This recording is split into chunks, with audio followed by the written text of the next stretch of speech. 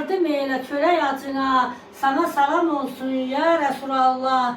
Adın nur çırağı, yoluma ışık.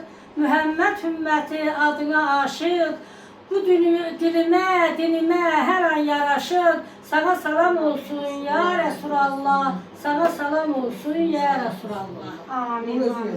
Bütün dünya buna inansa, bir inansa, hayat bayram olsa, insanlar el ele tutuşsa, birlik olsa, uzansak sonsuza.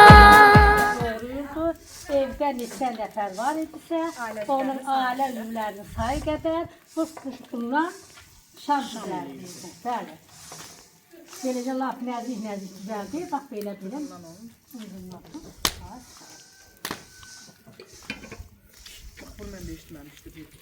Bəli, bu şam belə düzəldir. Bax, bu quruldu. Bax, qırana. Aha, oldu şam. Bunu da qorğuyu qoyandan sonra nənəm bu şarjın üstünə yağı tökürdü. Bunu da onun içində hərləyirdi, doğrayırdı. Gözəl koydum qırağına, koydum üzünə də qırmızı bir balaca çalağayı çəkirdi. Deyirdi Xıdır nəvi, biz də uşaq idik. Bizə deyirdi Xıdır nəvi, Xıdır əllər babamız gəlib, əlini buna batıracaq. Biz də sabah həsrəti ilə gözləyirdik. Gəlirdik, nənəm qırmızı çalağayı açırdı.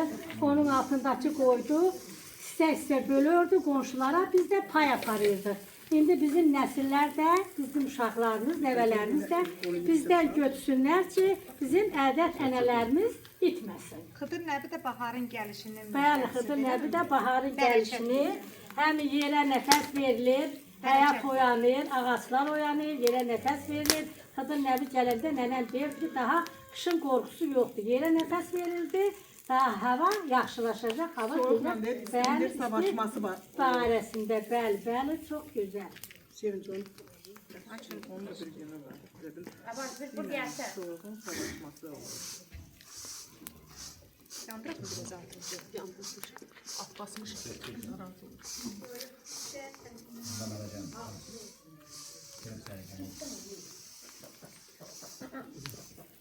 Bunu da şam eləyəcəm, Allah buysa. Qırağında yandıraq. Tərərinizə bir dənə şam düzəldək, qırağında yandıraq. Yanır üçün.